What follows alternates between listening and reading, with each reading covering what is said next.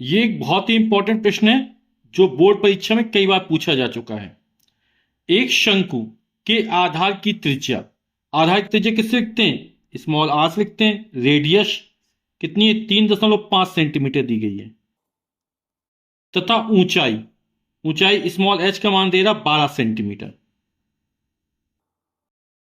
शंकु की तिर्यक ऊंचाई यानी स्मॉल एल का मान ज्ञात करना है तथा आयतन वी का मान ज्ञात करना है। तो शंकु की तिर्यक ऊंचाई स्मॉल एल से लिखी जाती है। स्मॉल एल का मान ज्ञात करें। स्मॉल एल बराबर होता है वर्गमूल square root H square plus R square. मान रख देते हैं। स्क्वायर रूट एच का मान 12 सेंटीमीटर दे रहा, तो 12 का वर्ग हो जाएगा। स्मॉल आर का मान 3.5 सेंटीमीटर दे रहा है, इसका वर्ग कर देंगे। 12 का वर्ग यानी 12 गुणे 12, तो 12 12 144 होता है। और 3.5 में जब 3.5 का गुणा करेंगे तो ये आएगा 12.25। जोड़ देते हैं तो 0.25, 2 में 4 6, 4 और 1 5, 1, तो वर्गमूल 156.25 आ जाएगा। और इसका वर्गमूल निकालना कितना निकलेगा? इसका वर्गमूल निकलता है 12.5 और मात्रा हो जाएगा सेंटीमीटर। फिर हमें शंकु का आयतन ज्ञात करना है।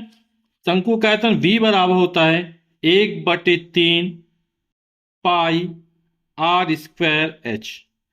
मान रख देते सबके 1/3।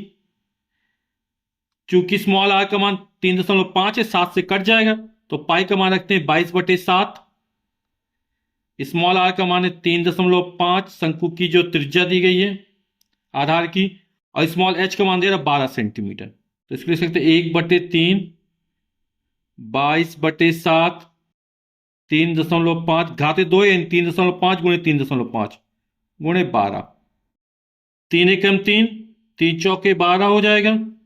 7 एकम 7, 7 पना 35, दशमलव तो 0.5 आ जाएगा। ये 22 पंचे 110 होता है, तो 110 लिखा और एक स्थान पर दशमलव लग जाएगा।